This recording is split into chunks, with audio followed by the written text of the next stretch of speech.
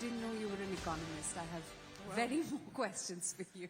Let's go then. I think it's a tough act to follow after that last one. It is, isn't it? But Yashika, tell me, a private company such as yours, Pernod Ricard, how is it that you try and helm and make sure that as a company you do enough in the country that you operate in, India is what we're talking about here, to try and instill and further the economic juggernaut? Yeah, thank you so much. A lot of the speakers before me have done so much of my job, right? They have sort of outlined the growth in India, the past and the future. I'm so enthused by what the minister just said. 35 trillion by 2047, that's incredible, right? We've been in India for 30 years. This year, Pernod Ricard completes 30 years in India. It's been a fantastic journey. And I think the next 30 look good, if those are the sort of numbers that one is, hearing about. We see ourselves at Pernod Ricard as creators of conviviality. We see ourselves as people who create human connections. So that sense prevails through all our activities, all our operations, all our sales, commercial activities, including our sustainability activities and the work that we do with our stakeholders. 97% of our portfolio is made in India and sold in India. And I think that's one of the biggest ways that we contribute to the growth trajectory for India. We have operations in India across 29 different locations. And by doing so, we are adding to the economic activity, to the jobs that we create. We create about 1,400 jobs directly, another 10,000 indirectly. We also have a huge program around sustainability, which is very much geared towards the government's Sustainable Development Goals, SDGs, but even beyond that to the social and economic agenda, development agenda of the government. So I think those are the various ways in which private companies such as ourselves, will contribute to this economic juggernaut. And I think we'll be one of the, private companies will be one of the biggest factors to drive this 35 trillion growth through meeting many of these factors such as operating in India and creating sustainable operations.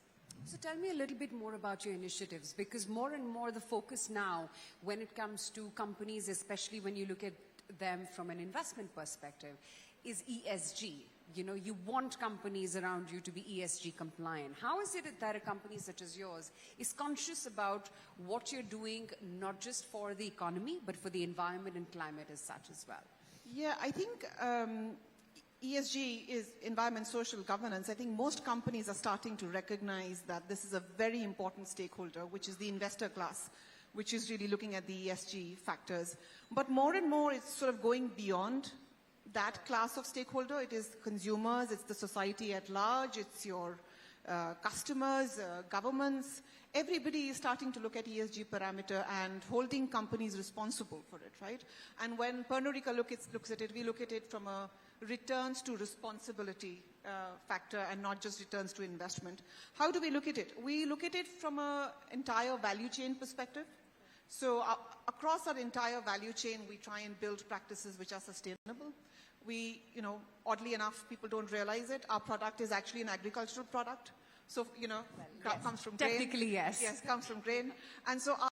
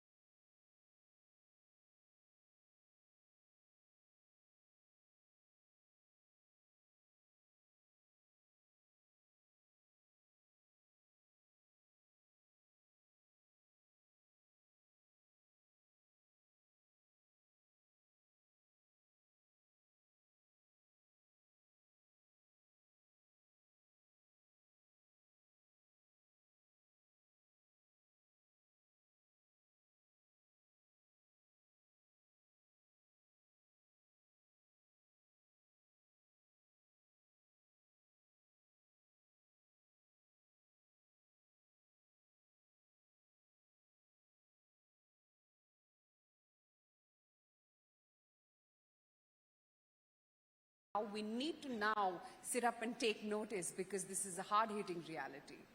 Yeah, I think the government of India is well cognizant of its responsibilities around climate change. And as I said earlier, many of our goals are aligned with the goals of the government. What's the reality on the ground? Well, it's different for different people, sure. And I think we're all at different stages of recognition and mitigation when it comes to this factor, and that's absolutely fine. I think we all need to be able to do what we can at this point of time while educating ourselves about the implications. When we look at it, we look at our responsibility extending beyond just our operations. We look at the entire vendor and supplier chain as well. And we look at downwards as to how do we empower, enhance the workings of our vendors as well, over and above what we need to do. So procurement, the way we procure, could that change?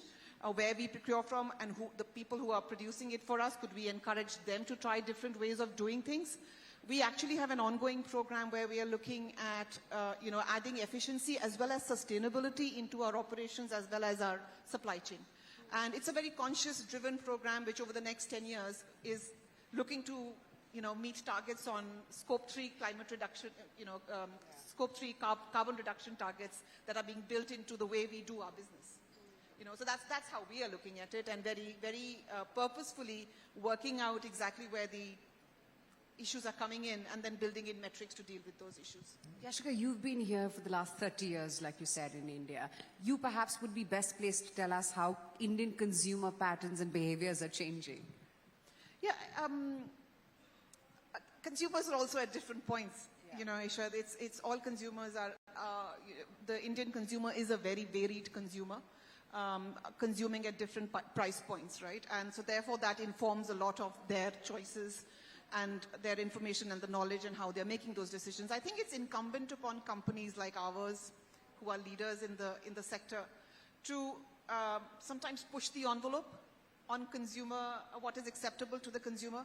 We have done something like that. Our product comes in an outer packaging, which is a cardboard packaging. And as of last year, we did away with the outer packaging on a significant portion of our portfolio.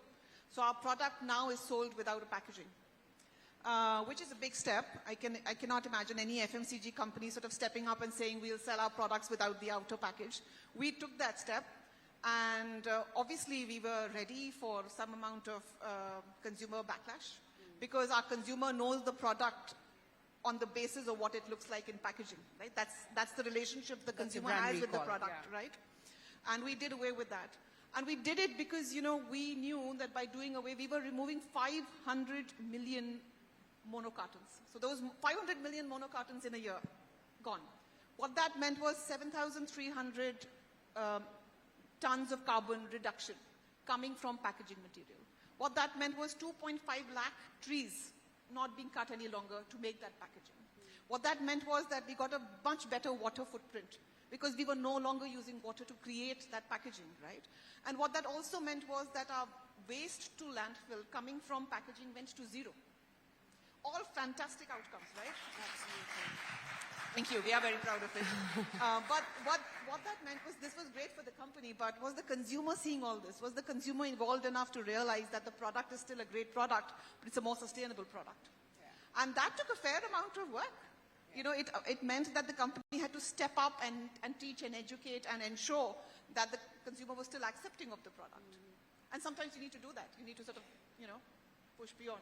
Yeah, it's for companies in India to actually change consumer behavior, right? Yeah. But Yashika, here's to next 30 years. Absolutely. All the very best, and thank you so much. Thank you very much. Thank you.